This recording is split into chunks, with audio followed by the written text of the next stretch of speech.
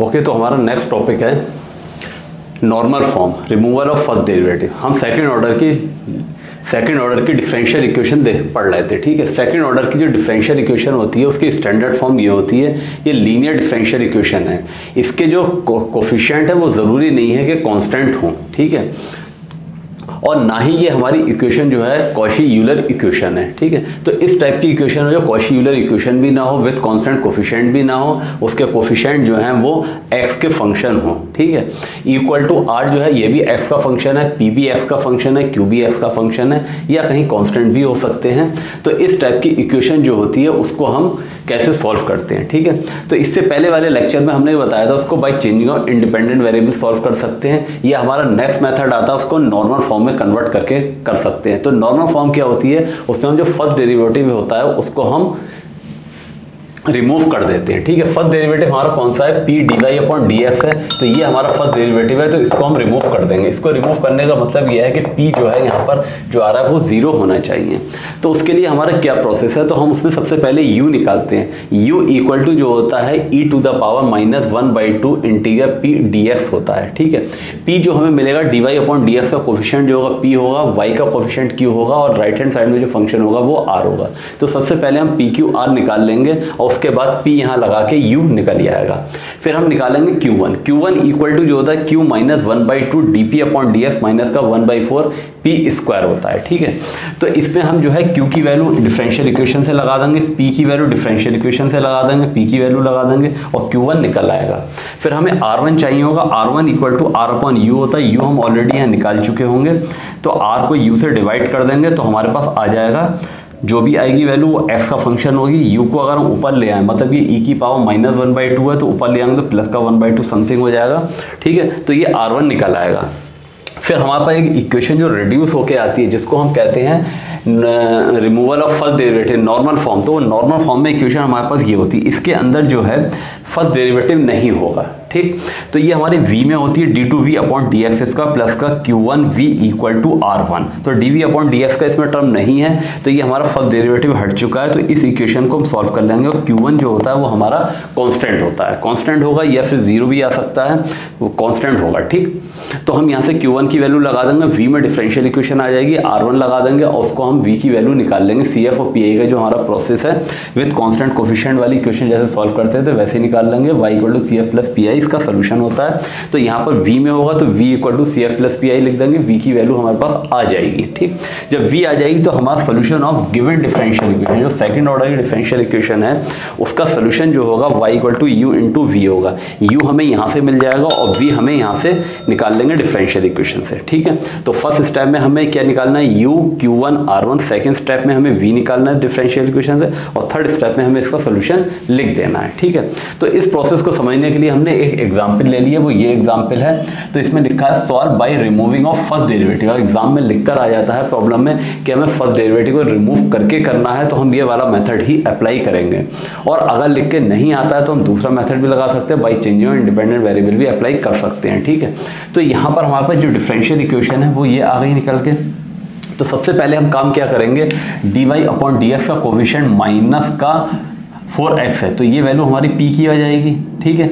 q हमारा क्या होता है, जो हमारा y का होता है, y का कोफिशिएंट जो होता है उसको हम q से लिखते हैं, तो ये हमारे पास q आ गया निकल के, ठीक। और इक्वल टू जो होता है राइट हैंड साइड में फंक्शन होता है वो हमारा r होता है, वो हमने लिख दिया। तो सबसे पहले हमने p q r तीनों लिख दिए। अब हम सबसे पहले u निकालते हैं। फर्स्ट स्टेप में u निकालते हैं, u equal to e to the power minus का 1/2 इंटीग्रल p dx होता है, equal to e to the power minus 1/2 integral p की वैल्यू माइनस का 4x है, तो माइनस का 4x हमने यहाँ लगा दी।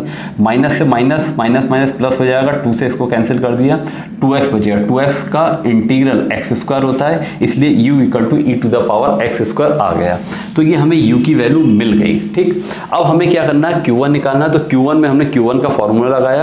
अब q की वैल्यू यहाँ पुट कर रहे हैं, तो -4x स्क्वायर -1 यहाँ पर है q की वैल्यू, तो हमने q की वैल्यू लगा दी।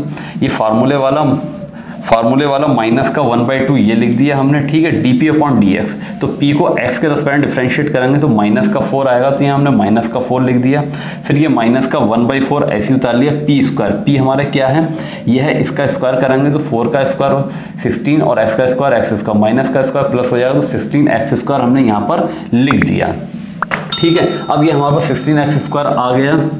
अब हमें क्या करना है, इसको सिंप्लीफाई करना है, तो 4x स्क्वायर माइनस का 1 हमने ऐसे ही लिख दिया, माइनस माइनस प्लस हो गया, इसको 4 से 2 को कैंसिल करा तो यहाँ 2 आ जाएगा तो प्लस का 2 हो जाएगा, ये माइनस का 4 4 16 तो 4x स्क्वायर हो गया।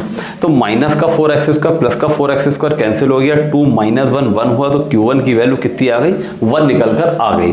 तो हमारे पास इस तरीके से Q1 भी मिल गया। तो नेक्स्ट हमारा क्या है, R1 निकालना है। तो R1 हमारा R अपॉन U होता है, R अपॉन U फॉर्मूला लगा दिया, R की वैल्यू माइनस का 3 e to the power x square sine 2x है, वो हमने वैल्यू लिख दी, डिवाइडेड बाय u हमने e to the power x square निकाला है, ये हमने लगा दिया।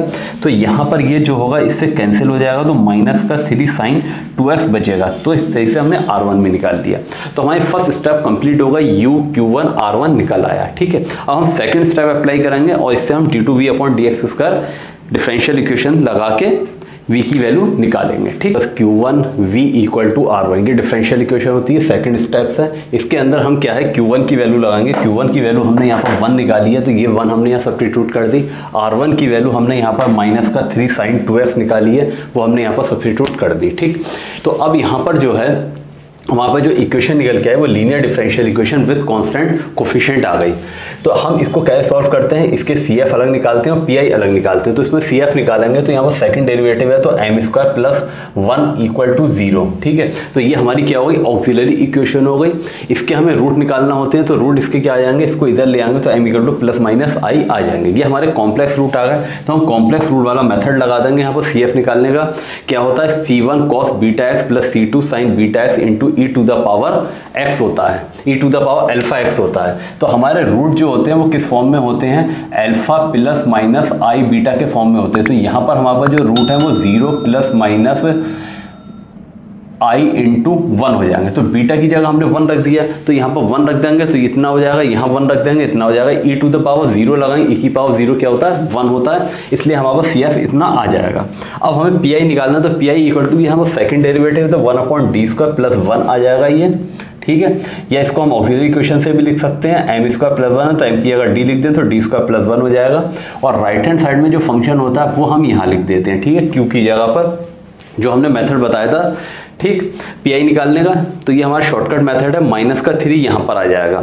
इसमें हम क्या करते थे, साइन और कॉस के केस में क्या होता है, x का जो कोफिशिएंट होता है वो हम क्या करते हैं, उसका स्क्वायर करके माइनस साइन d स्क्वायर की जगह रख देते हैं, मतलब d स्क्वायर की जगह माइनस का a स्क्वायर रख देते हैं। तो यहाँ पर a कितना है, यहाँ a की बात करें तो यहाँ पर 2 है, तो ये 2 का स्क्वायर हो जाएगा, 2 का स्क्वायर हमने यहाँ पर लिख दिया है d स्क्वायर की जगह पे विथ माइनस साइन, ठीक, प्लस 1 माइनस 2 का स्क्वायर क्या हो जाएगा, माइनस 2 ऐसे आएगा, 2 का स्क्वायर जो हो जाएगा 4 हो जाएगा, तो माइनस का 1 माइनस का 4 प्लस का 1 आएगा और जो मिला के माइनस 3 हो, उस माइनस 3 से ये माइनस 3 कैंसिल हो जाएगा, तो खाली साइन 2x बचेगा। तो ये PI निकल आया और ये CF निकल आया। तो अब हमें CF और PI मिल रहा है किस इक्वेशन के, इस इक्वेशन के। तो इस इक्वेशन 2 का हम अगर सोल्यूशन लिखें CF प्लस PI होगा, तो CF यहाँ तक हो गया, प्लस का PI हमने ये लिख दिया। तो ये इस इक्वेशन का हल आ गया, इस इक्वेशन का सोल्यूशन आ गया निकल के। हमें किसका निकालना है, जो गिवन इक्वेशन है, और गिवन इक्वेशन हमारे पास ये है, इक्वेशन 1 हमने इसको नाम दिया है। इस इक्वेशन का सोल्यूशन हमने बताया था थर्ड स्टेप में, y इक्वल टू क्या होता है, u इंटू वी होता है। तो y इक्वल टू u हम यहाँ पर ऑलरेडी निकाल चुके हैं, e to the power x square है, तो e to the power x square लिख देंगे इंटू v हमारे पास ये निकाला गया है, हमने यहाँ पर ये v लिख दिया। तो u इंटू वी करके हमने इसका कंप्लीट सोल्यूशन लिख दिया। तो ये हमारी गिवन डिफरेंशियल इक्वेशन जो था उसका सोल्यूशन आ गया by removing of first derivative या नॉर्मल फॉर्म में, ठीक, ओके। तो इस टाइप से हम प्रॉब्लम को सॉल्व कर सकते हैं, ओके, थैंक यू।